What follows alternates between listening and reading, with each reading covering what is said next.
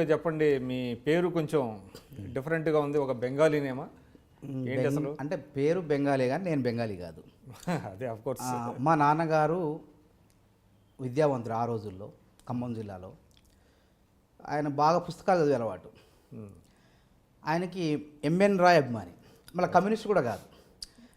ఆ పుస్తకాలు, ఆ సాహిత్యం అనేది మానవతావాదే కానీ కమ్యూనిస్ట్ కాదు. ఓకే. ఒక గవర్నమెంట్ రాడికల్ హ్యూమనిస్ట్ కదా ఎంఎన్ రాయ్. Radical humanist. మా నాన్నగారు ఏంటంటే జూనియర్ కాలేజీలో జూనియర్ అసిస్టెంట్గా జాబ్ చేసేటప్పుడు లైబ్రరీ ఉంటుంది. ఆయన తీరిక సమయంలో పుస్తకాలు తెచ్చి ఇంటికి తెచ్చి చదువుకోవటం. ఏదో ఈ సిద్ధాంతం నచ్చింది, మానవతారాయ్ సిద్ధాంతం, ఎంఎన్ రాయ్ సిద్ధాంతం, మానవేంద్రనాథ్ రాయ్ సిద్ధాంతం నచ్చింది కాబట్టి ఆయన ఆ విధంగా నా కొడుకు ఆ పేరు పెట్టుకోవాలని చెప్పి. నేను కూడా అదే అనుకున్నా, ఎంఎన్ రాయ్. జనరల్గా ఖమ్మం జిల్లా అంటే కొంచెం ఉద్యమాలకి, విప్లవాలకి నిలయాలనేది ఉంది మనకి. అయితే మా ఫాదర్కి ఎటువంటి రాజకీయ అనుభవం లేదు, కనీసం ఉద్యమాల అనుభవం లేదు. ఒక చిన్న ఉద్యోగి, గవర్నమెంట్ జూనియర్ కళాశాల చిన్న ఉద్యోగి. సో ఎంఎన్ రాయ్ అభిమాని. ఎంఎన్ రాయ్ అభిమాని. దానివల్ల మీకు మానవతారాయ్ అంతే, మానవతారాయని పెట్టాడు. మళ్ళీ అది కూడా కమ్యూనిస్ట్ ఏం కాదు. మీరేమన్నా చదివారా ఎంఎన్ రాయ్ పుస్తకాలు?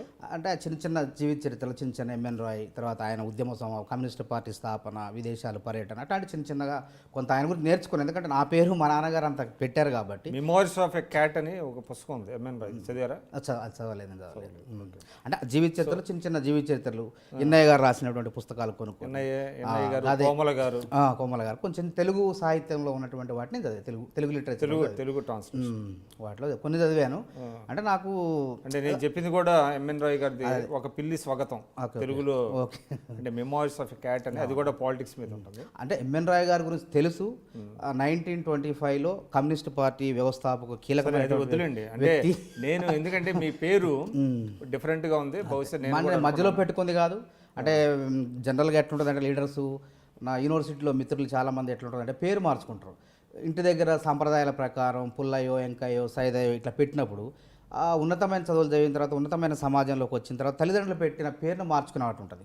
కానీ నేను అట్లా చేయలేదు. నాది బై బర్త్ రికార్డు, స్కూల్ స్థాయి నుంచి, ప్రభుత్వ పాఠశాల నుంచి ఇప్పటివరకు కూడా అదే పేరు, మానవతారాయ్. సో మీరు అంటే తెలంగాణ ఉద్యమంలో మీరు చాలా కీలకమైనటువంటి, అంటే ఓయూజేఏసీలో సుమన్ను, త్రిశాంక్ వీళ్ళందరితో పాటు కొంతమంది, నేను కూడా పిడమర్తి రవి, సుమను, నా క్వశ్చన్ అంటే మీ అందరితో పాటు మీరు కూడా అప్పుడు చాలా పాపులర్ లీడర్స్లో మీరు ఒకళ్ళు, విద్యార్థి నాయకుల్లో. అంటే ఒకటి చెప్పండి, అంటే మీరు ఇప్పుడు అన్నారు ఖమ్మం జిల్లా వాస్తవ్యులు మీరు. అసలు తెలంగాణ వాదం ఖమ్మం జిల్లాలో తక్కువ అనేది ఒకటి ఉంటుంది, కానీ మీరు చాలా ఫెరోషియస్గా ఉన్నారు, చాలా ఫోర్ ఫ్రంట్లో ఉన్నారు. అంటే ఖమ్మం జిల్లాలో నిజంగానే తెలంగాణ వాదం బలంగా ఉంటుందా, లేకపోతే అంత బలం లేదా? అది ఖమ్మం జిల్లాలో తెలంగాణ వాదం తక్కువ ఉన్నది అనే మాట ఇప్పుడే వింటాను నేను. అంటే అసలు ఉద్యమం పుట్టింది అక్కడ పాలవంచలో కృష్ణమూర్తి గారని. అసలు 69లో అక్కడ. ఎందుకంటే పరిశ్రమల స్థాపన, పాలవంచ ఏరియా ఇండస్ట్రియల్ పారిశ్రామికంగా అభివృద్ధి చెందుతుంది. అసలు ఫస్ట్ తెలంగాణ కాదండి, అంటే ఓవరాల్గా ఏ విధంగా అయినా దెబ్బతిన్న ప్రాంతం ఏంటంటే తెలంగాణలో ఖమ్మం జిల్లాకే ఎఫెక్ట్ అయింది. స్థానికులకు అస్తిత్వం దెబ్బతింటాం.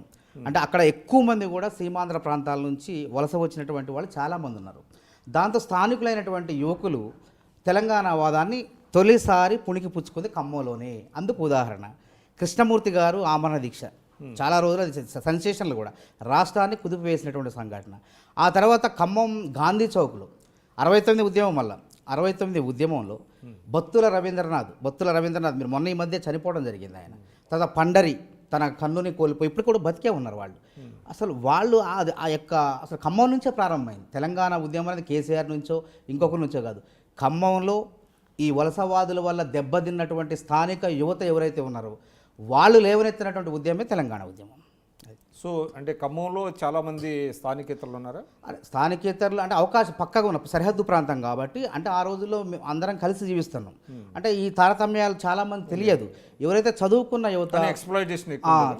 యువత, ఉద్యోగాల్లో నష్టపోయినటువంటి యువత, నష్టపోతున్నట్టు యువత, ఆ రోజు 69లో కూడా ఖమ్మం నుంచే ఉద్యమం ప్రారంభమైంది. దానికి ఉదాహరణ మొన్న కూడా నేను ఇప్పుడు కాంగ్రెస్ పార్టీలో మేనిఫెస్టో కమిటీ మెంబర్గా ఉన్నా. వాళ్ళు 69 ఉద్యమకారులు మొత్తం వచ్చారు, ఒక 500 మంది వచ్చారు. వచ్చి మాకు వింతపత్రం ఇవ్వడం జరిగింది. నేనే వాళ్ళు సంతోషపడి, వాళ్ళు తొలిదశ ఉద్యమకారులు, నేను మలిదశ ఉద్యమకారుని, వాళ్ళని గాంధీ భవన్లో గౌరవించి కూర్చోబెట్టి ఆనాటి పండరి కూడా నాతో రావడం జరిగింది. ఆ కన్ను కాలుకు దెబ్బ తగిలింది అని చూపించిన తర్వాత మీ మేనిఫెస్టోలో పెట్టాలని చెప్తే నేను ఉత్తమ్ కుమార్ రెడ్డి గారికి చైర్మన్ ఏం పెట్టమన్నారు మేనిఫెస్టో? 69 ఉద్యమకారులని, మలిదశ ఉద్యమకారుల్ని, తొలిదశ ఉద్యమకారుల్ని గుర్తించాలి. టీఆర్ఎస్ ప్రభుత్వం గుర్తించలేదు, కనీసం గౌరవించలేదు.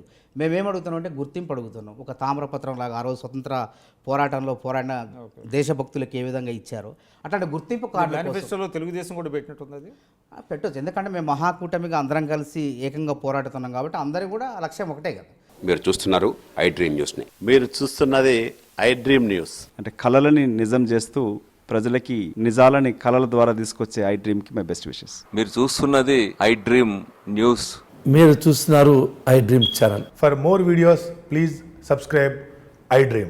మరిన్ని వీడియోల కోసం ఐ డ్రీమ్ని సబ్స్క్రైబ్ చేయండి. Please subscribe I dream. And I'm very much satisfied with the way interview went on. Kindly subscribe to iDream. For more videos, subscribe to iDream. And loads of fun entertainment and content. Do watch iDream.